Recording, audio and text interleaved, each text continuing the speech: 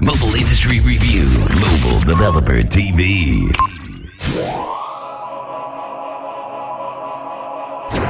Yeah, hi, my name is Andrew Gilbert. I work for a company called Qualcomm. My responsibilities at Qualcomm are that I head up the European operation. I also head up one of the global product businesses, the Qualcomm Internet Services business, and that includes a lot of products that some people might have heard of, called like Brew and Chat Push to Talk. So that's what I do.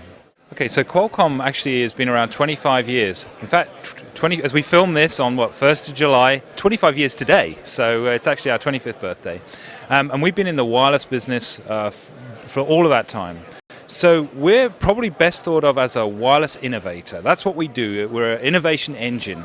There's probably three specific parts to our business that people would identify with. One of them is the wireless innovation or wireless licensing side. We spend last year over $2 billion. We're one of the biggest R&D investors in the wireless industry. And with that $2 billion, what we do is we innovate, we invent, and then we license that out to the entire industry. We have well over 160, 170 companies that take that technology and then turn it into products and innovations that are out there that we're all using today. The second part of our business is our chip business. We're actually the largest wireless chip manufacturer in the world. So, and one of the top 10 chip manufacturers in all categories. So we've been doing that a long time, and you'll find us in pretty much most of the 3G phones that you see out there today. And then finally, there's a whole bunch of other activity that we get involved in. It's kind of innovation, enablement, and services. So, for example, some people might not realize that we're one of the big satellite tracking companies. So we have a satellite tracking business where I'm actually based in London, and across Europe we have over 70,000 expensive and high-end vehicles being tracked by this satellite tracking system. In addition, we're a national broadcaster in the United States, where we run Flow TV, a mobile television system. My business supports app stores, mobile retailers who want to sell app stores. That's kind of why we're here as part of this today, is the Brew software and services platform. We most recently have been investing in screen technology, company we bought which produces a Mirasol screen technology. Maybe I'll talk a little bit about that later on, but the point I'm trying to get across is we have a whole range of products and services that we get very much involved in to help enable the wireless industry.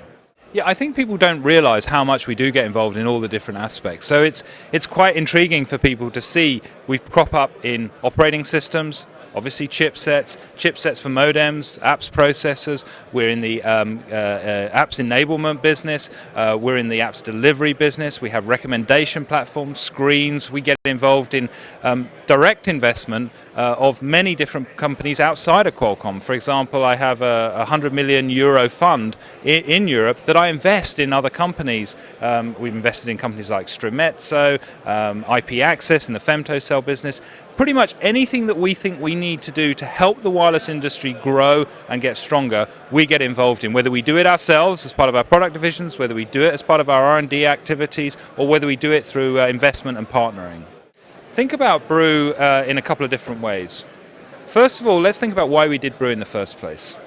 The company was founded, a little history lesson, I apologize, but the company was founded on an idea by Owen Jacobs and his 6 co-founders for digital quality communications. That's where the Qualcomm thing comes from. And their concept was using digital communications rather than analog to improve the quality and capacity of the voice and cellular voice network. It worked tremendously well. In fact, we just heard today Owen talking about 50 times the capacity we're getting from digital rather than analog. Paul Jacobs' vision, his son and now the chairman and CEO of the company, his vision was to take that digital communications thing and exploit it for high-speed data. And Paul, and I think Qualcomm at the time, probably had the vision with Brew to demonstrate to the entire industry that if you took this high-speed data path and you turned it into services, it could be really exploited, monetized, and make for a much better service.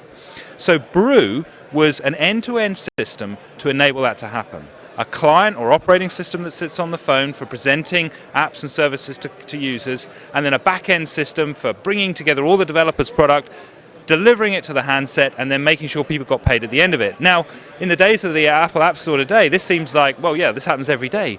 But in 2001, when this was first put together, it was a brand new concept, and we've spent the last 10 years delivering that out to people. Now, it's been a tremendous success.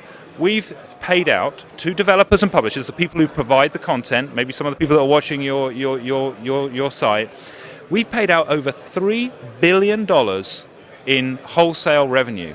That's a tremendous amount. It makes us actually the best paid app store provider on the planet. And so we are able to help developers monetize all of their efforts. But now what we're doing is taking that a stage further. How do we go beyond that? Because we've been doing that on feature phones. And of course the world has exploded into smartphones. So we took the Brew concept and we turned it into Brew mobile platform.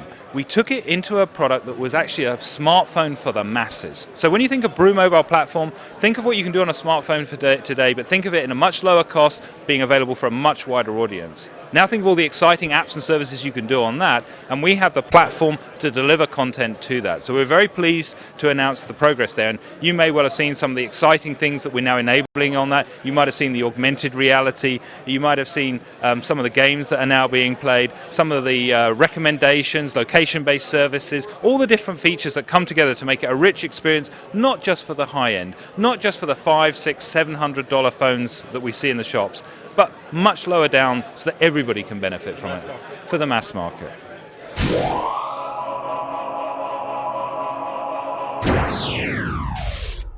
Mobile Industry Review, Mobile Developer TV.